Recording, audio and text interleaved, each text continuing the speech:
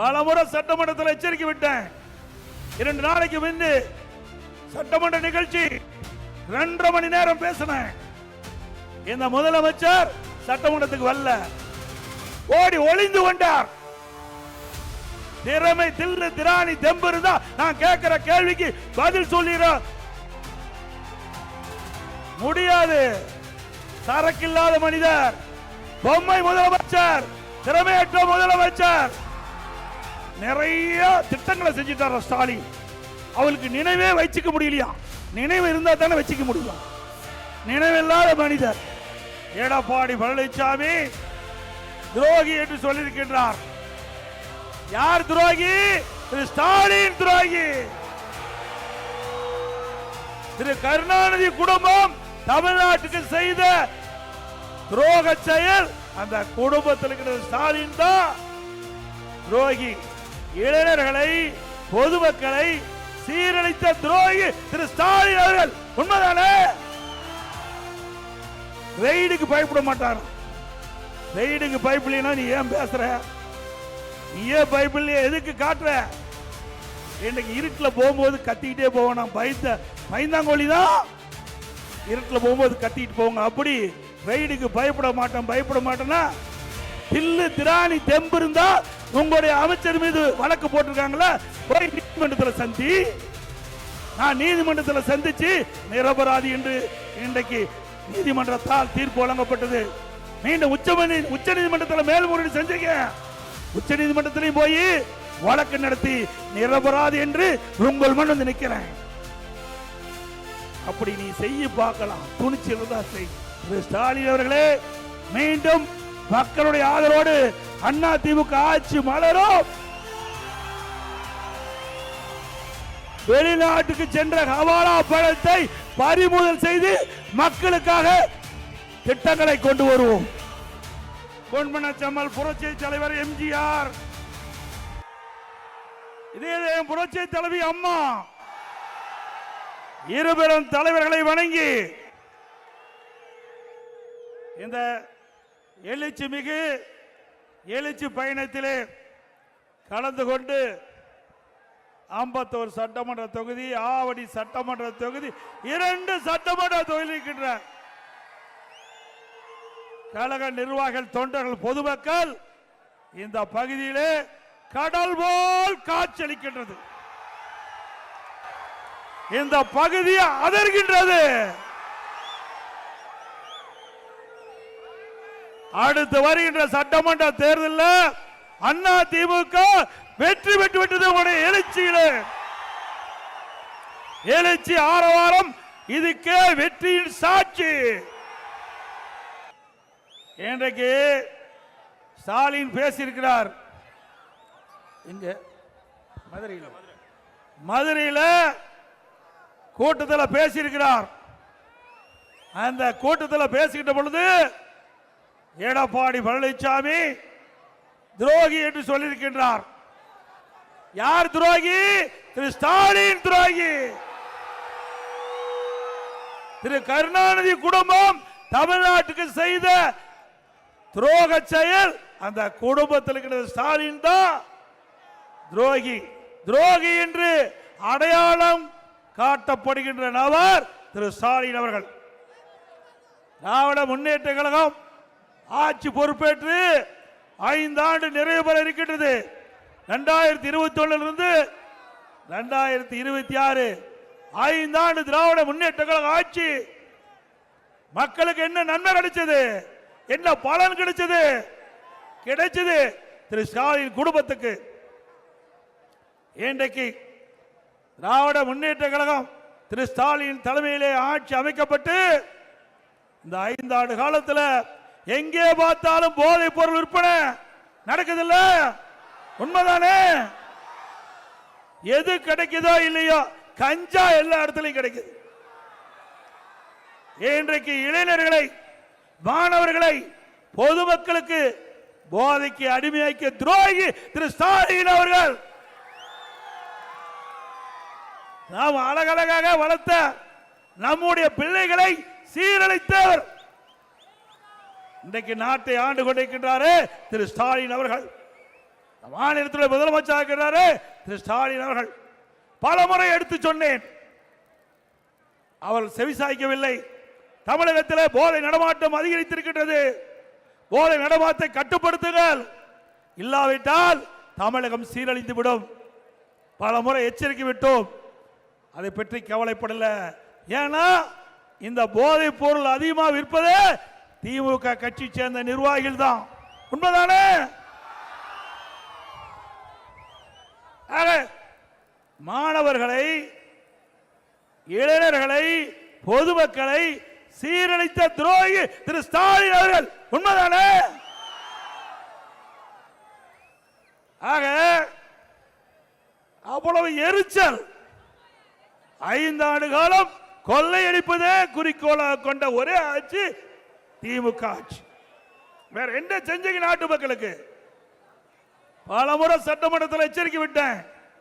2 நாளைக்கு முன்பு சட்டமன்ற நிகழ்ச்சி 2.5 மணி நேரம் பேசினேன். இந்த முதலமைச்சர் சட்டமன்றத்துக்கு வரல, ஓடி ஒளிந்து கொண்டார். திறமை, தில்லு, திராணி, தெம்பு இருந்தா நான் கேட்கிற கேள்விக்கு பதில் சொல்லிட முடியாது. சரக்கில்லாத மனிதர், பொம்மை முதலமைச்சர், திறமையற்ற முதலமைச்சர். இவர் முதலமைச்சர் ஆன காரணத்தினால்தான் இன்றைக்கு தமிழகம் இன்றைக்கு தலை குனிகின்ற நிலைக்கு ஏற்பட்டு விட்டது. தலை நிமிரல, தலை தொங்கி போச்சு திரு ஸ்டாலின் ஆட்சியில். திரு ஸ்டாலின் அவர்களே, மாண்புமிகு புரட்சி தலைவி மறைவுக்கு பிறகு 4 ஆண்டு 2 மாத காலம் சிறப்பான ஆட்சி நாட்டு மக்களுக்கு கொடுத்தோம். எவ்வளவு பிரச்சனை நீங்கள் உருவாக்கி தந்தீர்கள், எங்களுடைய அரசுக்கு எவ்வளவு இடையூறு செய்தீர்கள், அத்தனையும் மக்களுடைய துணை கொண்டு, கழக நிர்வாகிகள் துணை கொண்டு அதை தவிடுபடி ஆக்கி சிறப்பான ஆட்சி கொடுத்த அரசாங்கம் அதிமுக அரசாங்கம். நான் பதவி ஏற்கிட்ட பொழுது கடுமையான வறட்சி, குடிப்பதற்கு கூட மக்களுக்கு தண்ணீர் கிடைக்கல. அந்த காலகட்டத்திலும் நிர்வாக திறமையாக மக்களுக்கு தங்குதடை இல்லாமல் பாதுகாக்கப்பட்ட தண்ணீரை வழங்கிய அரசாங்கம் அதிமுக அரசாங்கம். பிறகு டெல்டா மாவட்டத்தில் புயலால், கஜா புயலால் அந்த மாவட்டம் முழுவதும் புரட்டி போட்டு வைத்தது.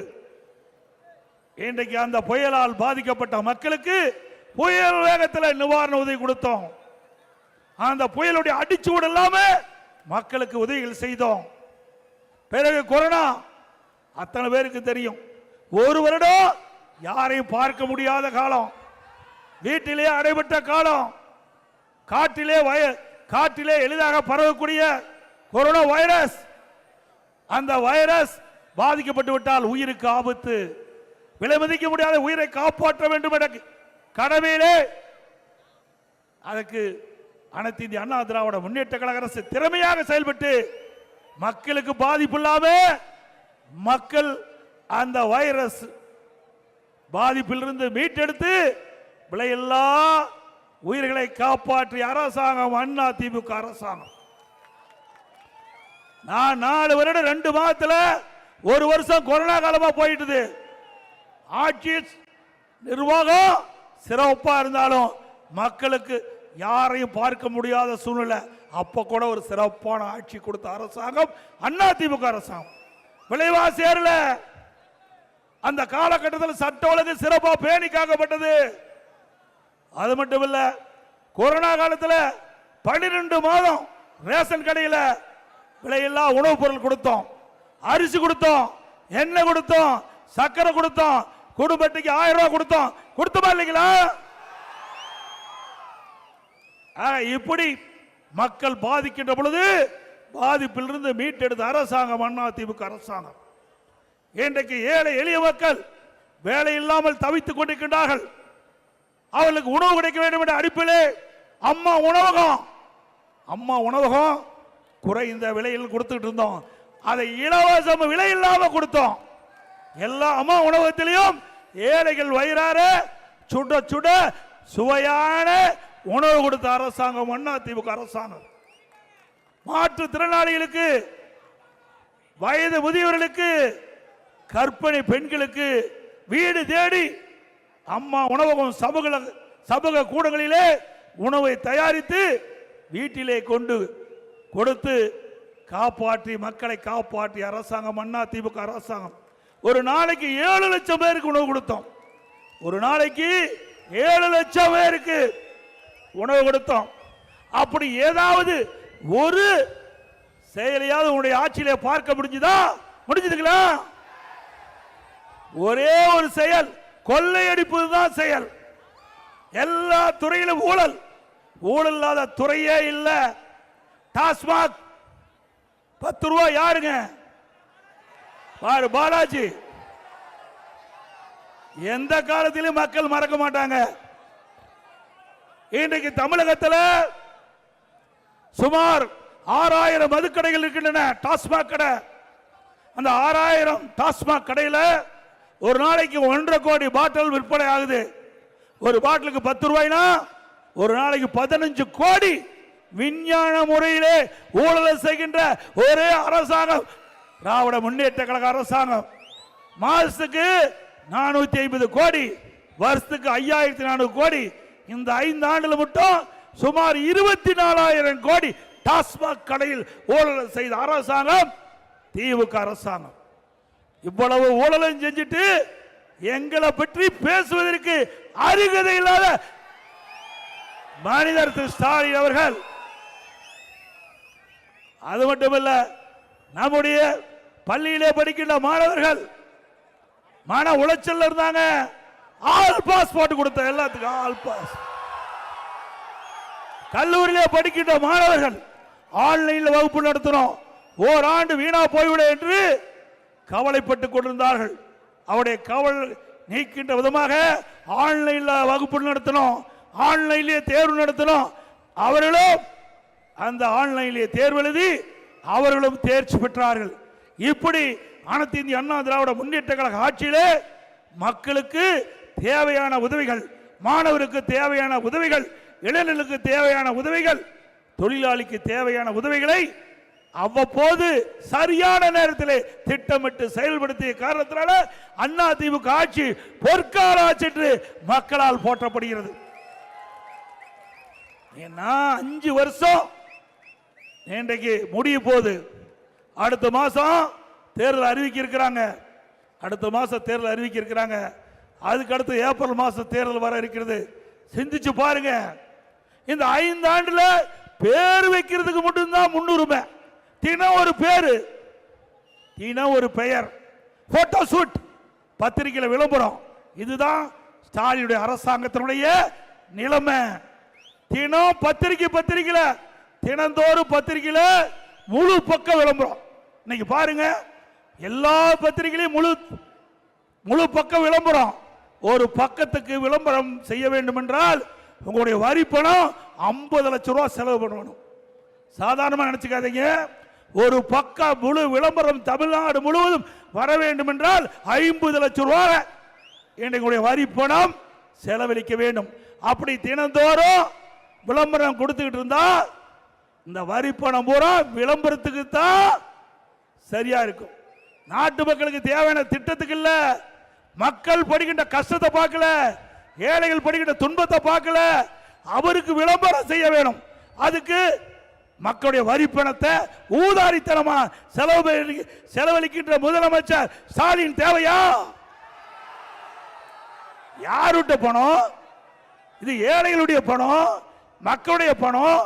நீங்க விளம்பரம் பண்ணுங்க, வேண்டான்னு சொல்லல. அதுக்காக தினந்தோறும் முழு பக்கம் விளம்பரம் செய்ய வேணுமா? அப்படின்னா எவ்வளவு பணம் செலவழிக்கிறீங்க? இந்த பணத்தை ஏழைகளுக்கு உதவுங்க. நிறைய திட்டங்களை கொண்டாங்க, நாங்க வரவேற்கிறோம். ஆனா இந்த ஆட்சியில் அதெல்லாம் பார்க்க முடியாது. அவருக்கு வேண்டியது விளம்பரம், போலியான விளம்பரம். அது உண்மையா செஞ்சு விளம்பரப்படுத்தினாலும் பரவாயில்ல, எல்லாமே போலி, பொய். இதுதான் இந்த ஆட்சியில் பார்க்கப்படுகின்ற நிலைமை என்பதை இந்த நேரத்தில் தெரிவிக்கிறேன். அப்புறம் நிறைய திட்டங்களை செஞ்சிட்டார் ஸ்டாலின். அவளுக்கு நினைவே வச்சுக்க முடியலையா? நினைவு இருந்தா தானே வச்சுக்க முடியும். நினைவில்லாத மனிதர்,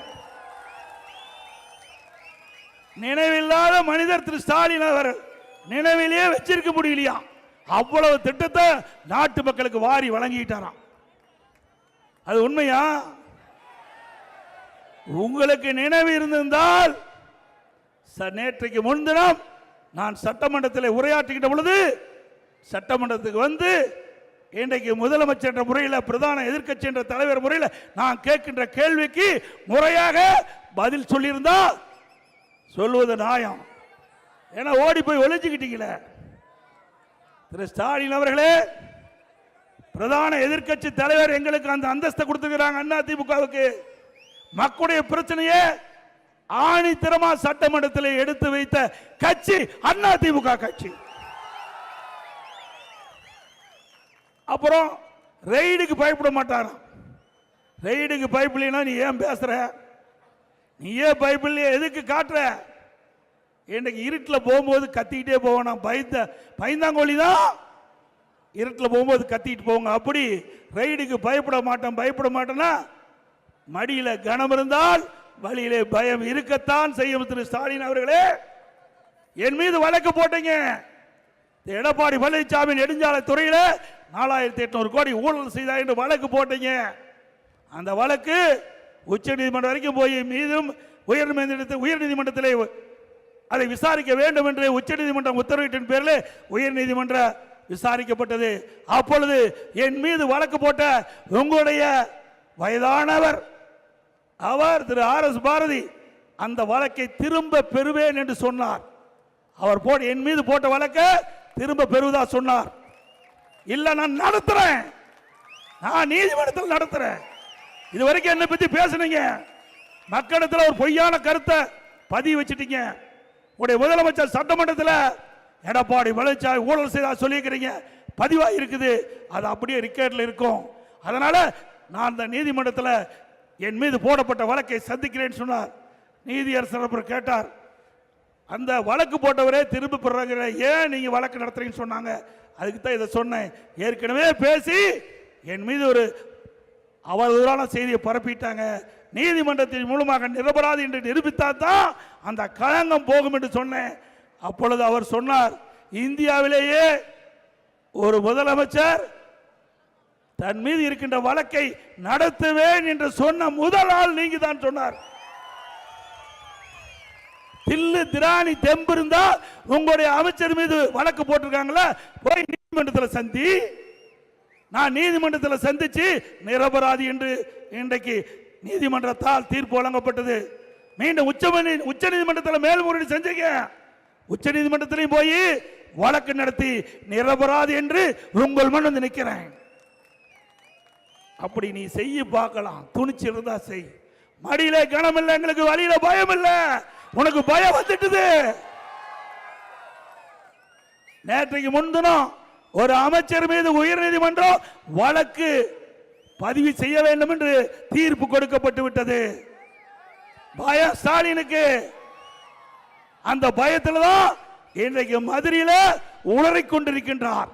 தான் என்ன பேசுவதென்றே தெரியாமல் ஒரு முதலமைச்சர் இந்த நிலைக்கு வந்தது பரிதாபமான நிலைக்கு வந்து விட்டார். திரு ஸ்டாலின் அவர்களே,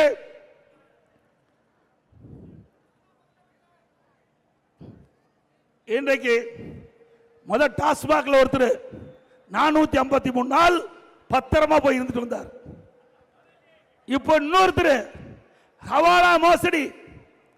நேற்றைக்கு உங்களுக்கு தெரியும், நேற்றைக்கு முன்தினம் எல்லா தொலைக்காட்சியிலே வந்தது. நகர்ப்புற வளர்ச்சித்துறை மந்திரி யாரு? ஏங்க 3 முறை இடி அவர்கள் சோதனை அடைந்து அதில் கிடைக்கப்பட்ட ஆதாரத்தின் அடிப்படையில் இங்க இருக்கிற டிஜிபிக்கு வழக்கு பதிவு செய்யணும்னு அறிக்கை அனுப்புறாங்க. 3 முறை அனுப்பி வழக்கு பதிவு செய்யல. அதிமுக சார்பா வழக்கு போட்டோம், நீதிமன்றத்தில் வந்தது. நீதிமன்றம் இப்ப ஏன் நீங்க வழக்க பதிவு செய்யல? இந்த அறிக்கையில பார்க்கின்ற பொழுது குற்றம் நடைபெறுவதற்கான ஆதாரம் இருப்பதாக இன்றைக்கு செய்திகள்லாம் வெளியில் வந்திருக்குது. ஆக இன்றைக்கு நீதிமன்றமே வழக்கு பதிவு செய்ய சொல்லியாச்சு. அதிலிருந்து ஸ்டாலின் பதறி போய் அலறி போய் எதை பேசுவதென்றே தெரியாமல் பேசிக் கொண்டிருக்கின்றார் இன்றைக்கு முதலமைச்சர். இன்றைக்கு இது என்னென்ன ஊழல்? இன்றைக்கு குடிநீர் வழங்கல் துறை நகர் வளர்ச்சித்துறை அமைச்சர்கிட்ட தான், நகர்ப்புற வளர்ச்சித்துறை அமைச்சர்கிட்ட தான் அந்த டிபார்ட்மெண்ட் இருக்குது. அங்க பணியிடத்திற்கு 30 லட்சம் 35 லட்சம் ஒரு பணியிடத்திற்கு வசூல் பண்ணியிருக்கிறாங்க. ஒரு நபருக்கு 30 35 லட்சம் வரைக்கும் பணத்தை வாங்கிட்டு தான் முறைகேடா பணி நியமனம் செஞ்சிருக்கிறாங்க. அதையெல்லாம் கண்டுபிடிக்கப்பட்டு அதோட அந்த நகர்ப்புற வளர்ச்சித்துறையில் பல்வேறு பணிகளுக்கு கமிஷன் வாங்கப்பட்டதாக ஆதாரத்தோடு இன்றைக்கு இடி அந்த அறிக்கையில் தெரிவித்திருக்காங்க, வலைதளத்தில் வந்த செய்தி. ஆக இன்றைய தினம் ஊழல் நிறைந்த அரசாங்கம் என்பதற்கு இதுவே சான்று. உண்மைதானே?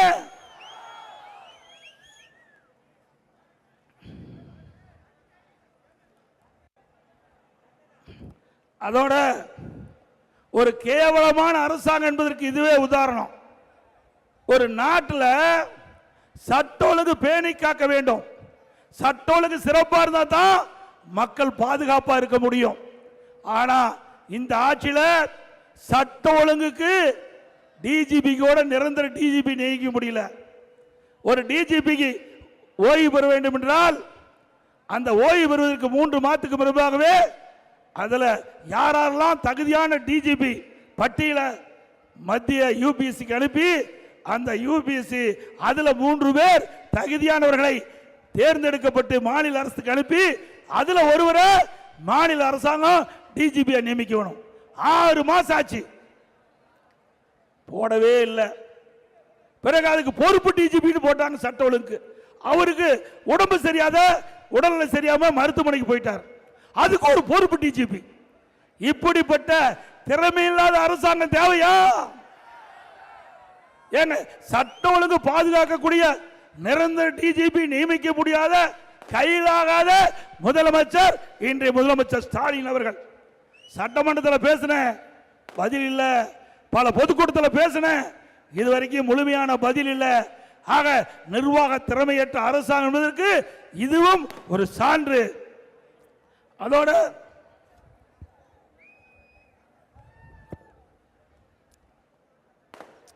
நீங்க 2 வருஷத்துக்கு முன்பு நிதியமைச்சர், அப்போ நிதியமைச்சர் பள்ளிவேல் தியாகராஜன் அவர்கள், எல்லா ஆடியோலையும் கேட்டிருப்பீங்க, 30,000 கோடியை கையில வைத்துக் கொண்டு என்ன செய்வது என்று தெரியாம திரு சபரீஸ்வர், திரு உதயநிதி அவர்கள் தடுமாறி கொண்டிருக்கிறார் என்று எல்லா வலைதளங்களிலும் வந்தது.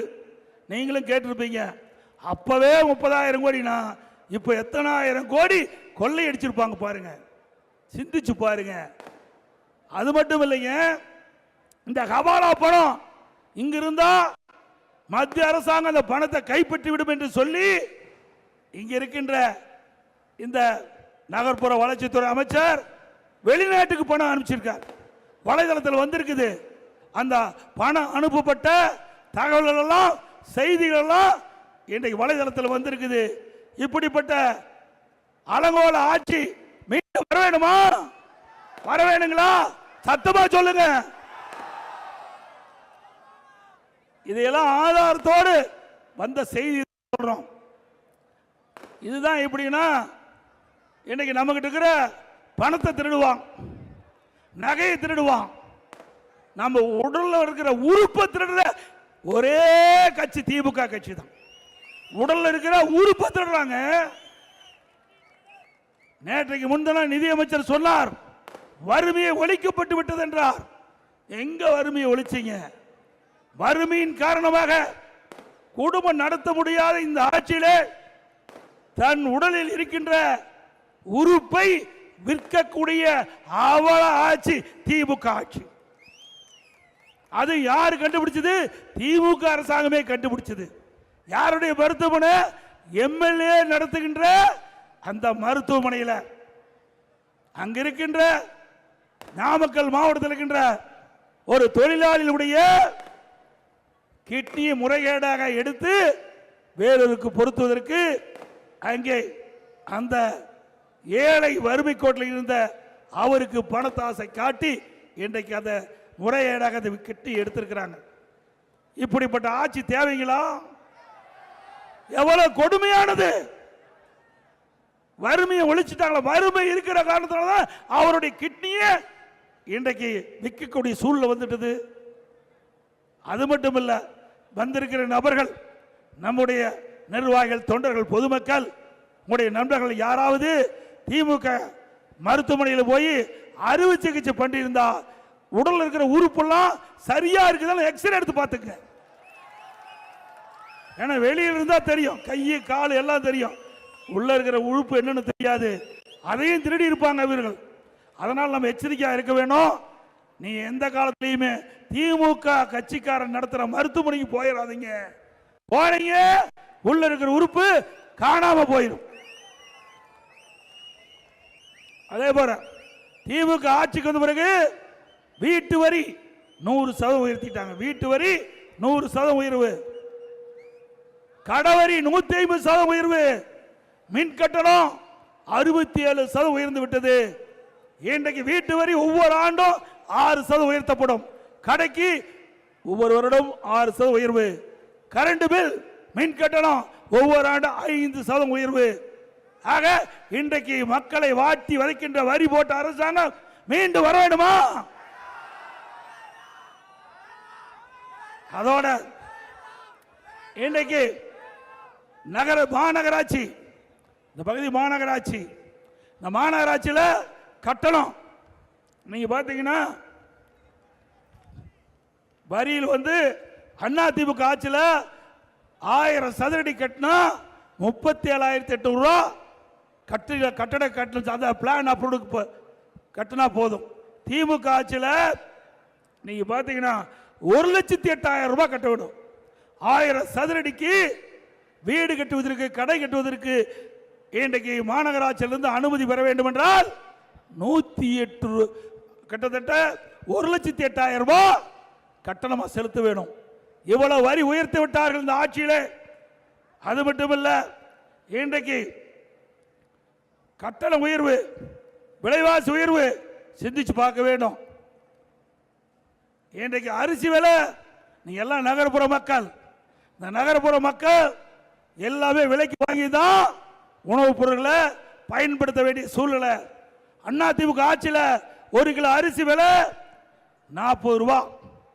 திமுக ஆட்சியில் 1 கிலோ அரிசி 75 ரூபாய், 35 ரூபாய் 1 கிலோவுக்கு ஏறி போச்சு.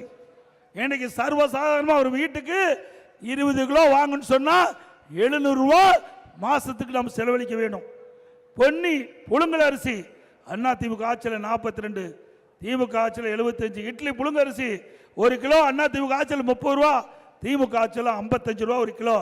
கடல் எண்ணெய் எல்லா வீட்லையுமே நம்ம எண்ணெய் பயன்படுத்துகிறோம். இன்றைக்கு பெரும்பாலும் கடல் எண்ணெய் தான் நம்ம வீட்டில் பயன்படுத்துகிறோம். 1 கிலோ 130 ரூபா அதிமுக ஆட்சியில். இன்றைய தினம் திமுக ஆட்சியில் 200 ரூபாய்க்கு விற்குது. 1 கிலோ 70 ரூபா நாம் அதிகமாக கொடுத்து விலைக்கு வாங்க வேண்டியிருக்குது. நல்லெண்ணெய் 1 கிலோ அதிமுக ஆட்சியில் 250 ரூபா, திமுக ஆட்சியில் 500 ரூபா, 100 மடங்கு ஏறி போச்சு. அதோட தூரம் பருப்பு 1 கிலோ 74 ரூபா, இன்னைக்கு திமுக ஆட்சியில் 120 ரூபா. உளுத்த பருப்பு 1 கிலோ 79 ரூபா அதிமுக ஆட்சியில், இன்னைக்கு 120 ரூபா. இப்படி உணவு பொருட்கள் விலை தாறுமாறா ஏறி போச்சு. இதையெல்லாம் கட்டுப்படுத்துறதுக்கு இந்த அரசாங்கம் முன்வரல. ஏழைகளை பற்றி கவலைப்படாத அரசாங்கம் திமுக அரசாங்கம். இவ்வளவு விலை உயர்ந்திருக்குது. இந்த விலையை கட்டுப்படுத்த, விலையை குறைப்பதற்கு இந்த அரசு எந்த நடவடிக்கை எடுக்கல. இதே அதிமுக ஆட்சி, நான் முதலமைச்சர் இருந்தோம், அம்மாவுடைய அரசு இப்படி உணவுப் பொருட்கள் விலை ஏறிக்கிட்ட பொழுது இந்த விலையை கட்டுப்படுத்துவதற்கு கட்டுப்பாட்டு நிதி என்று, விலை கட்டுப்பாட்டு நிதி என்று 100 கோடி ஒதுக்கி வச்சிருந்தோம். அப்போ எந்த இடத்துல இன்னைக்கு பருப்பு விலை ஏறி போச்சா? எங்க எந்த மாநிலத்தில் பருப்பு விலை குறைவா இருக்குதோ அங்க கொள்முதல் செஞ்சு கூட்டுறவுத்துறை மூலமாக விற்பனை செஞ்சு விலை ஏற்றத்தை தடுத்தோம். புலி இன்னைக்கு நம்முடைய மாநிலத்தில் விலை ஏறுனா எந்த மாநிலத்தில், எந்த மாவட்டத்தில் விலை குறைவாக இருக்கிறது அங்கே கொள்முதல் செஞ்சுட்டு வந்து இங்கே சென்னையிலே கூட்டுறவு மூலமாக விற்பனை செஞ்சு அந்த விலையை குறைப்போம். ஆக ஏழைகள் பாதிக்கப்படக்கூடாது, பொதுமக்கள் பாதிக்கக்கூடாது. உணவுப் பொருள் விலை ஏற்றத்தை அவ்வப்போது தடுத்து நிறுத்துவதற்கு நடவடிக்கை எடுத்த அரசாங்கம் அதிமுக அரசாங்கம். அப்படி எந்த திட்டத்தையாவது இந்த அரசாங்கம் செயல்படுத்தியதா? எதுவுமே இல்லை. தினந்தோறும் அழகா ட்ரெஸ் பண்ணிக்குவார். அப்படியே ஒரு பேரை வைப்பார். பத்திரிகையில் அழகா விளம்பரம் வரும், போட்டோ ஷூட். அப்படியே வந்து நிற்பார், ஒரு பேட்டி கொடுப்பார். அதற்கு பத்திரிகை ஊடகங்கள் அப்படியே விளம்பரம் கொடுப்பாங்க. அதோட அன்றைய தினம் முடிஞ்சு போச்சு. அதை ஒரு திட்டத்தை அறிவிப்பார், ஒரு திட்டத்துக்கு பேர் வைப்பார், அதுக்கு ஒரு குழு போடுவார். அதோட முடிஞ்சு போச்சு. தமிழ்நாட்டில் குழு போடுகிற ஒரே அரசாங்கம் ஸ்டாலின் அரசாங்கம். இந்தியாவில் வேற அரசாங்கம் எங்கேயுமே இப்படி குழு போட்டதா வரலாறு கிடையாது. ஏதோ குழு 1-2 போடுவாங்க. ஆனால் திமுகவில் எல்லா திட்டத்துக்கும் குழு போட்டு ஒரு தலைவரை போட்டு அதோட அதை முடிச்சிருவாங்க. குழு அரசாங்கம் திமுக அரசாங்கம், குழு அரசாங்கம். இப்படிப்பட்ட அரசாங்கம் மீண்டும் வர வேண்டுமா?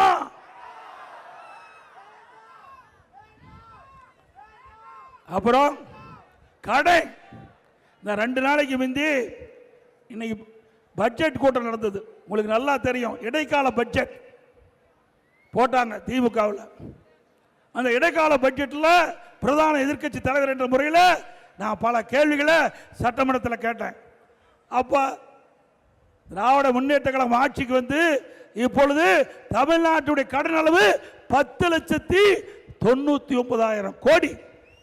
10 லட்சத்தி, நல்லா சத்தமா சொல்லுங்க, தெரிஞ்சுக்க. நீங்க தான் கடனை கட்ட வேணும். ஏதோ நான் பேசுறேன், நீங்க வந்து கூட்டத்தில் நின்றுட்டு போயிரு நினைக்காதீங்க. இந்த கடலை உங்க தலையில தான் வந்து விடியும், மக்கள் தலையில தான் வந்து விடியும். 10,99,000 கோடி கடன் இன்றைக்கு தமிழகத்தில் இருக்குது. கிட்டத்தட்ட தமிழகத்தில் 73 ஆண்டு காலம் பல்வேறு கட்சிகள் தமிழகத்தை ஆண்டு இருக்கின்றன. 73 ஆண்டு காலம் 2021 வரை ஆண்ட கட்சிகள் வாங்கிய கடன் 4,85,000 கோடி. 5 வருஷம் தான் திரு ஸ்டாலின் ஆட்சிக்கு வந்து 5 வருஷம் வாங்கிய கடன் 5 லட்சம் கோடி. 5 வருஷத்துல 5 லட்சம் கோடி வாங்கினது மட்டுமில்ல, இந்தியாவிலேயே அதிக கடன் வாங்கின முதல் மாநிலம் தமிழ்நாடு. இவ்வளவு கடன் வாங்கிட்டு இன்றைக்கு பேசிட்டு இருக்கார் ஸ்டாலின். சரி, கடன் வாங்குறீங்க, திட்டத்தை கொண்டாந்தீங்களா? இல்ல. கடன் ஒரு பக்கம் வாங்குறீங்க, திட்டம் இதுவல்ல. அண்ணா திமுக ஆட்சியில் இருந்ததை விட இப்ப திமுக ஆட்சியில் 2020-21 வந்த வருவாயை விட 2024-25 கூடுதலான வருவாய் வந்திருக்குது. அப்போ 1,36,000 கோடி அண்ணா திமுக ஆட்சி விட திமுக ஆட்சியில் கூடுதலா வருமானம் வந்திருக்குது. இன்றைக்கு கூடுதலா வருமானம் வந்தாச்சு. அதிக கடன் வாங்கிட்டீங்க, திட்டம் எங்கும் இல்ல. இதெல்லாம் எங்க போச்சு?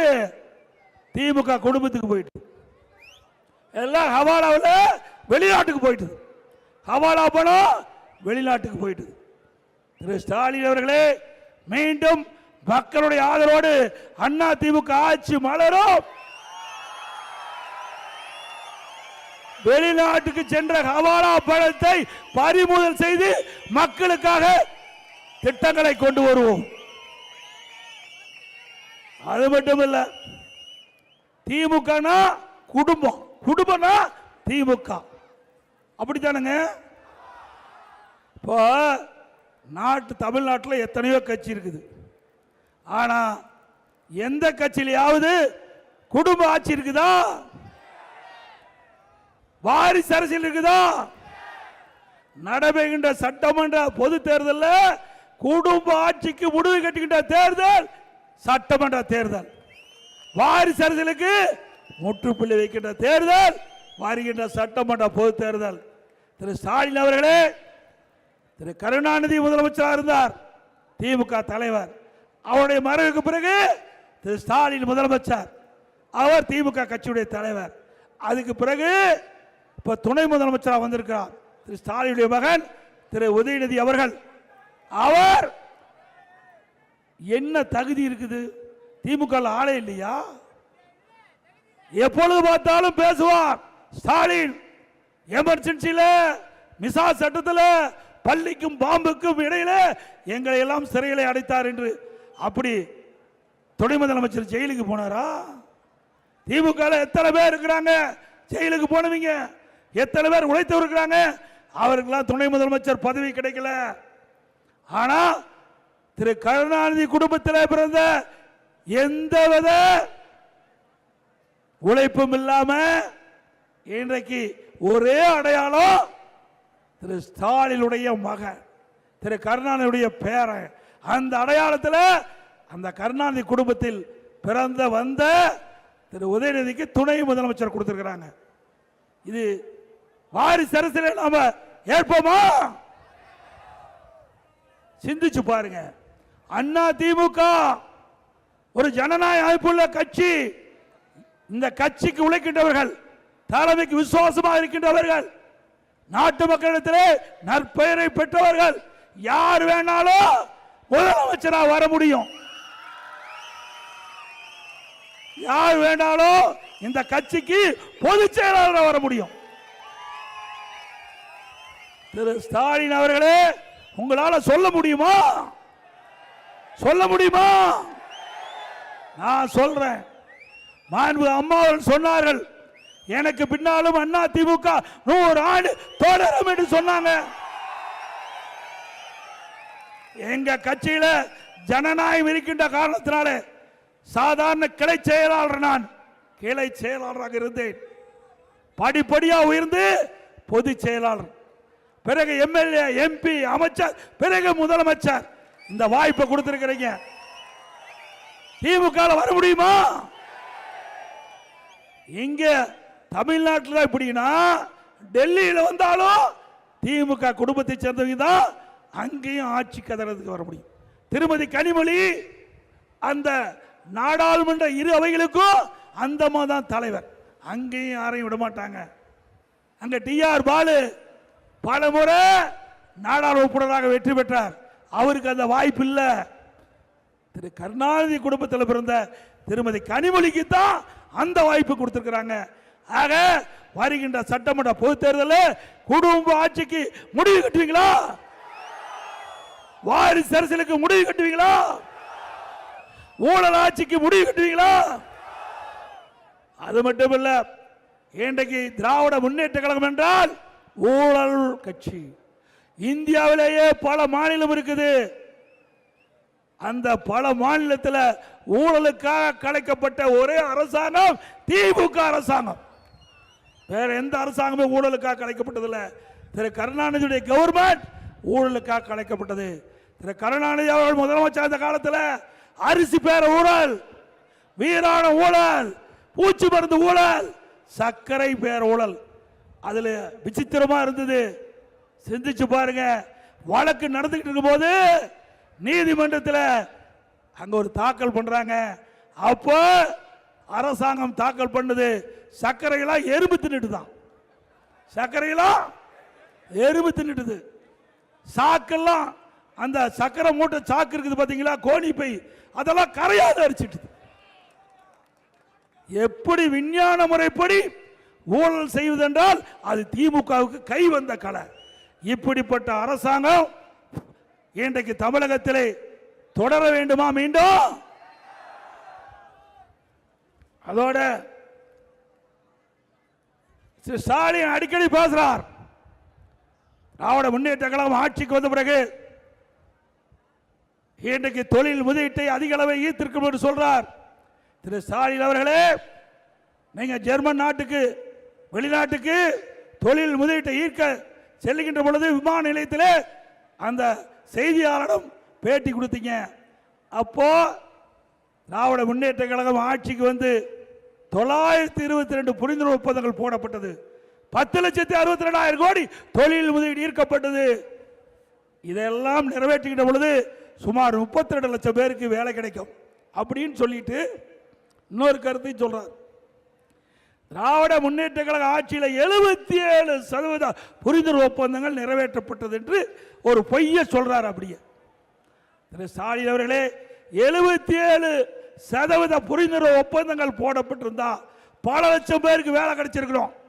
இந்த 51 ஆவடியில் எத்தனை லட்சம் பேருக்கு வேலை கிடைச்சிருக்குது? கிடைச்சிருக்குதா?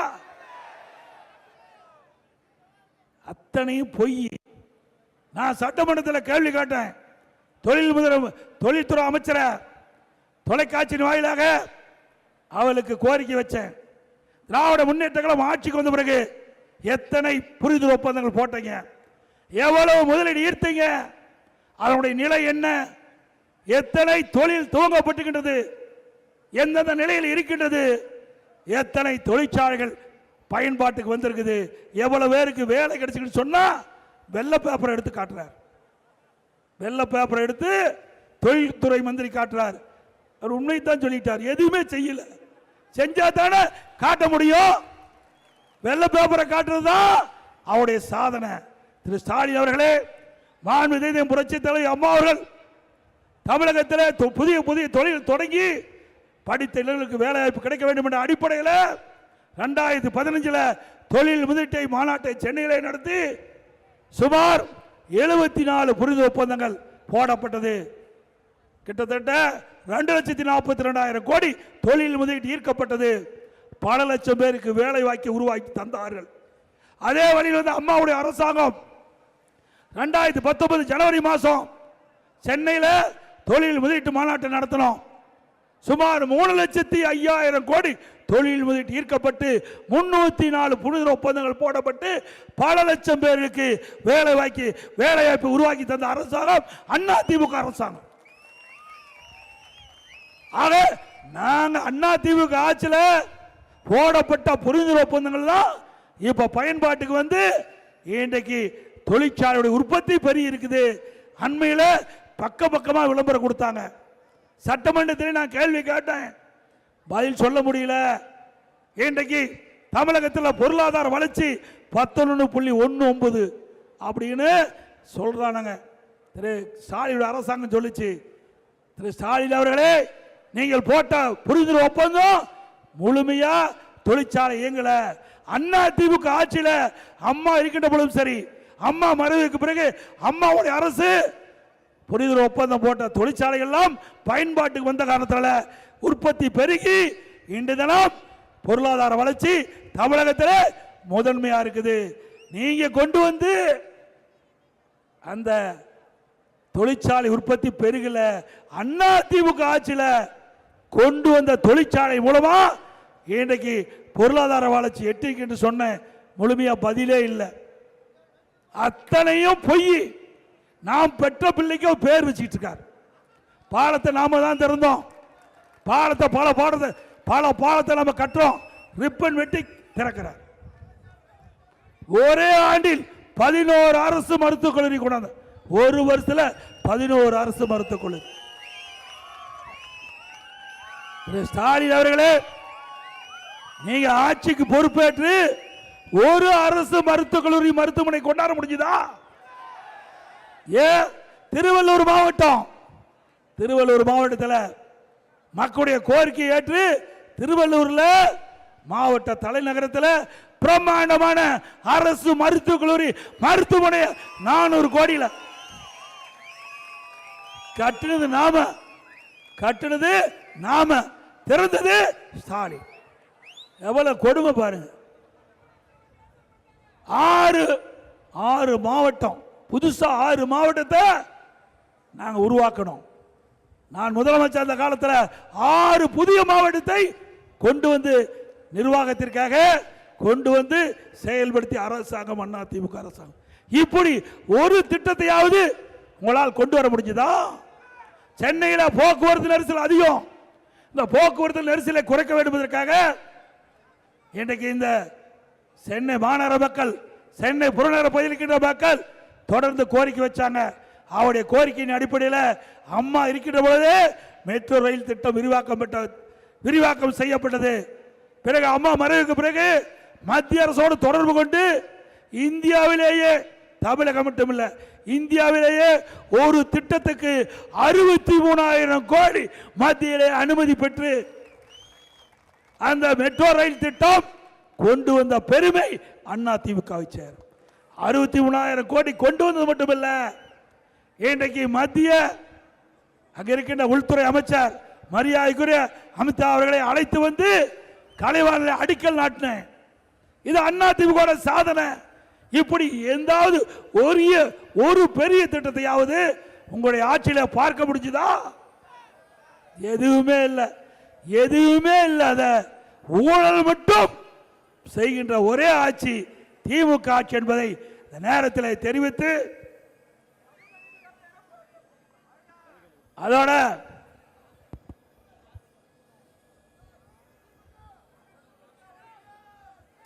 அரசு ஊழியர்களுக்கு பழைய ஓய்வு திட்டத்தை கொடுப்புன்னு சொன்னார். அரசாங்க திராவிட முன்னேற்ற கழக அரசு ஆட்சிக்கு வந்த உடனே பழைய ஓய்வு திட்டத்தை நடைமுறைப்படுத்தும் சொன்னார். அரசு ஊழியர்களை நம்பி திமுக வாக்களிச்சாங்க. திமுக ஆட்சிக்கு வந்தது. எவ்வளோ முறை முதலமைச்சர் கோரிக்கை வச்சாங்க. அந்த நம்முடைய தமிழ்நாடு முதலமைச்சர் அந்த செவி சாய்க்கல. பிறகு வேற வழி இல்லாம ஆட்சி முடிய போகுது. 6 மாசத்துக்கு முன்பு எல்லா சங்கங்களும் போராடிச்சு. பிறகு ஸ்டாலின் ஒரு தமிழ்நாடு உறுதியளிக்கப்பட்ட ஓய்வு திட்டம் ஒரு பேரை வச்சு ஒரு பென்ஷன் திட்டத்தை அறிவிச்சார்.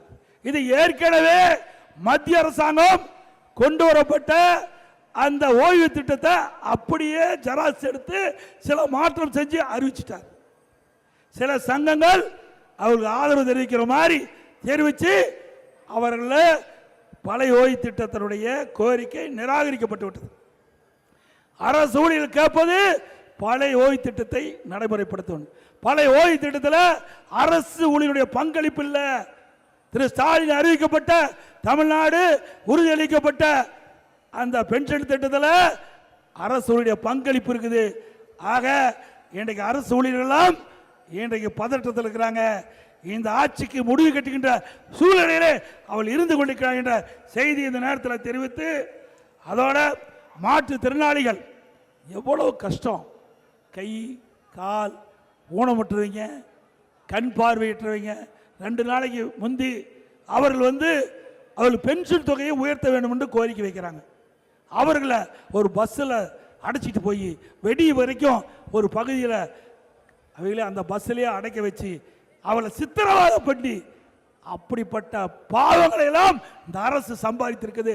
அந்த மாற்றுத்திறனுடைய சாபம் அவளை சும்மா விடாது என்பதை நேரத்தில் தெரிவித்து, திராவிட முன்னேற்ற கழகம் தேர்தல் வருவதற்கு முன்பு 2021 சட்டமன்ற பொது தேர்தலில் பல வாக்குறுதி கொடுத்தார். அரசு ஊழியர்களுக்கு பல ஓய்வு திட்டம் நிறைவேற்றல, செவிலியர்களுக்கு நிரந்தர பணி செயல்படுத்தல, போராட்டம். தூய்மை பணியாளர்களுக்கு நிரந்தர பணி அவர்களுக்கு அந்த கோரிக்கை நிறைவேற்றல, அவர்கள் போராட்டம். சத்துணவு அமைப்பாளர்கள் அவர்கள் போராட்டம், விவசாயிகள் போராட்டம். இப்படி தமிழ்நாடு போராட்ட களமாக விளங்கிக் கொண்டிருக்கிறது. வருகின்ற தேர்தலிலே இதையெல்லாம் மக்கள் வெளிப்படுத்துவார்கள். மீண்டும் பொன்மனச்சம்பல் புரட்சி தலைவர் எம்ஜிஆர், புரட்சி தலைவர் அம்மா கண்ட கனவை இந்த நாட்டு மக்கள் நிறைவேற்றுகின்ற விதமாக ஒரு பொற்கால ஆட்சி தமிழகத்திலே மலர அண்ணா திமுக ஆட்சி வருவதற்கு அத்தனை பேரும் துணைக்க வேண்டும்.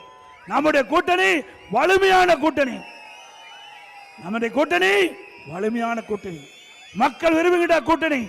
அண்ணா திமுக தேசிய ஜனநாயக கூட்டணியிலே அங்கம் வைக்கின்ற கட்சிகள் மக்களுக்காக சேவை செய்கின்ற கட்சி. மக்களுடைய கஷ்ட நஷ்ட துன்பம் துயரங்களை இன்றைக்கு தெரிந்து அதற்கு தேவையான திட்டங்களை கொண்டு வந்து நாடு வளர்வதற்கு இன்றைக்கு எங்களுடைய கூட்டணி கட்சிகளெல்லாம் ஒன்றாக இணைந்து மக்களை சந்திக்கின்றது. சட்டமன்ற தேர்தலிலே அத்தனை பேரும் நல்ல ஆதரவை நல்கி அண்ணா திமுக வெற்றி பெற நீங்கள் துணை நிற்க வேண்டும் என்று நேரத்தில் கேட்டு, முதற்கட்டமா அண்ணா திமுக சார்பா பல அறிவிப்புகளை வெளியிட்டிருக்கிறோம். இந்த அறிவிப்புகள்லாம் பார்த்துட்டு தான் ஸ்டாலின் பயந்து போய் அவர் சில அறிவிப்புகளை வெளியிட்டிருக்கார். அண்ணா திமுக ஆட்சிக்கு வந்தா குலவழக்கு திட்டம், குடும்ப அட்டையில் இருக்கின்ற நம்முடைய அந்த குடும்ப தலைமை தாங்கின்ற அந்த பெண்மணியின் மீது வங்கியில் மாதந்தோறும் 2000 ரூபாய் வங்கி கணக்கில் செலுத்தப்படும். இப்போ மகளிருக்கு தான் கட்டணம் நகரத்தில், நம்முடைய நகர பேருந்தில் மகளிருக்கு கட்டணம்லாம் பயணம் செய்கிறாங்க.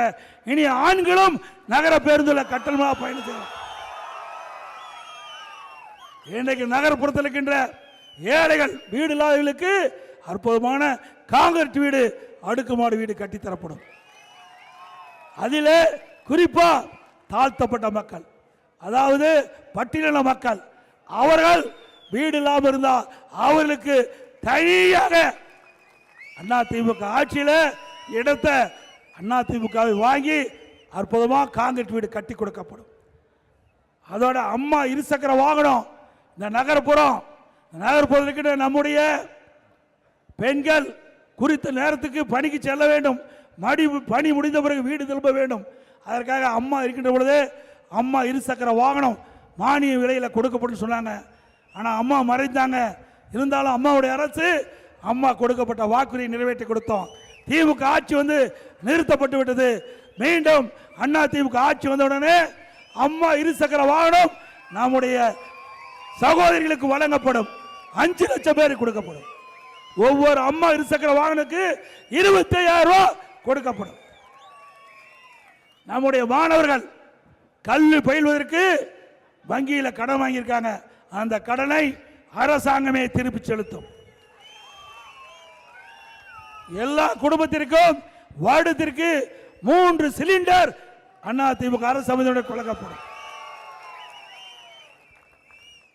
தமிழ்நாடு வீர விளையாட்டான ஜல்லிக்கட்டு, அந்த ஜல்லிக்கட்டு விளையாட்டின் போது ஏதாவது அசம்பாவித்தில் உயிரிழந்த ஜல்லிக்கட்டு வீரர்களுக்கு 10 லட்சம் ரூபாய் வழங்கப்படும்.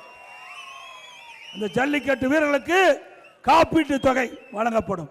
அந்த ஜல்லிக்கட்டிலே அந்த போட்டியிலே கலந்து கொண்ட காளைகள் இன்சூரன்ஸ் அரசாங்கமே செலுத்தும்.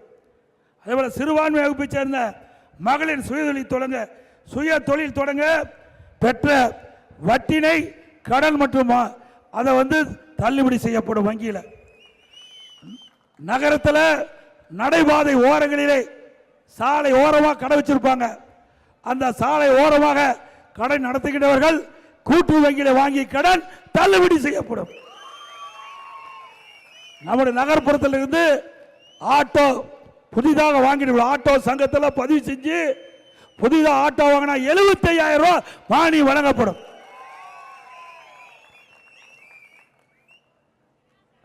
இப்படி பல திட்டம் அண்ணா திமுக ஆட்சி வளர்ந்தவுடனே செயல்படுத்தப்படும்.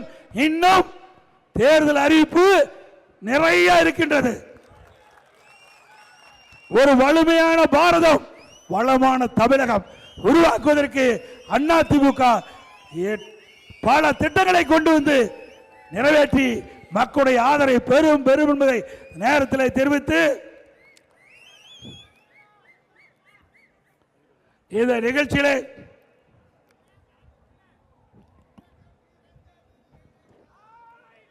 இந்த சிறப்பான நிகழ்ச்சியிலே கலந்து கொண்டுள்ள முன்னாள் அமைச்சர் சோர் பெஞ்சமின் அவர்களுக்கும் திரு மாதவரம் மூர்த்தி அவர்களுக்கும் திரு பி வி ரமணா அவர்களுக்கும் மாவட்ட செயலாளர் பலராமன் அவர்களுக்கும் நேரத்தில் நன்றி தெரிவித்து நிகழ்ச்சியிலே பங்கு பெற்றிருக்கின்ற முன்னாள் எம்எல்ஏ திரு குரலரசு ஜெயபாரதி அவர்களுக்கும் மற்றும் கழக நிர்வாகிகள் திரு திண்டுக்கல் உத்தமராஜ், திருமதி ஆர் இந்திராணி, திருமதி ஜே தேவகி, திரு முகப்பேர் பாலன், திரு கே ரவி, திரு எஸ்பிஆர் கிஷோர், நகர செயலாளர் திரு PTMSA பிரகாஷ், திரு ஆர்சிடி ஹேமந்திரன், திரு ஆவடி சங்கர், திரு என் ஐயனார், திரு KP முகுந்தன், திரு ஜே ஜான் MC, திரு CV மணி, திருமதி டி மீனா பாண்டியன், திரு மலைராஜன், திரு பேராசிரியர் டாக்டர் M ராமசாமி, திரு RCT கோவிந்தராஜ் என்று கமல், திரு கலைமாமணி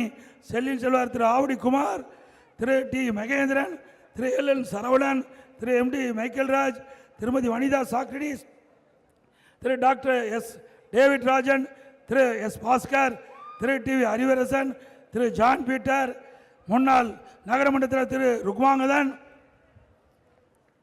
திரு S லட்சுமியா, திரு M ரமேஷ், திரு P காந்தி, திரு K தினேஷ்குமார், திரு T நிவாச திலக், திரு பிரபாகரன், திரு டன்லப் S வேலன் மற்றும் கூட்டணி கட்சி சேர்ந்த பாரதிய ஜனதா கட்சி சேர்ந்த சென்னை மேற்கு மாவட்ட செயலர் திரு G பாஸ்கர், திருவள்ளூர் தெற்கு மாவட்ட செயலர் பாஜக கட்சியை சேர்ந்த திரு ராஜசிம்ம மகேந்திரன் என்கிற அஸ்வின்குமார், பாமக மாநில முன்னாள் துணைத் தலைவர் நகரமன்ற முன்னாள் தலைவர் திரு KN சேகர், பாமக திருவள்ளூர் மத்திய மாவட்ட செயலாளர் திரு அனந்த கிருஷ்ணன் மற்றும் அம்மா மக்கள் முன்னேற்ற கழக மாவட்ட செயலாளர் முன்னாள் எம்எல்ஏ திரு எஸ் வேதாச்சலம், பாமக திருவள்ளூர் தெற்கு மாவட்ட செயலாளர் திரு லக்கி முருகேசன், புரட்சி பாரதம் திருவள்ளூர் கிழக்கு மாவட்ட செயலாளர் திரு MP கண்ணதாசன், புரட்சி பாரதம் ஆவடி தொகுதி மாவட்ட செயலாளர் திரு பிரீஸ் பன்னீர் அவர்கள், தமிழ் மாநில காங்கிரஸ் சேர்ந்த மாவட்ட செயலாளர் திரு ஆர் சுந்தரம், தமிழ் மாநில காங்கிரஸை சேர்ந்த திருவள்ளூர் தெற்கு மாவட்டத்தில் திரு SRK மனோகரன், புதிய நீதி கட்சி திருவள்ளூர் மாவட்ட செயலாளர் திரு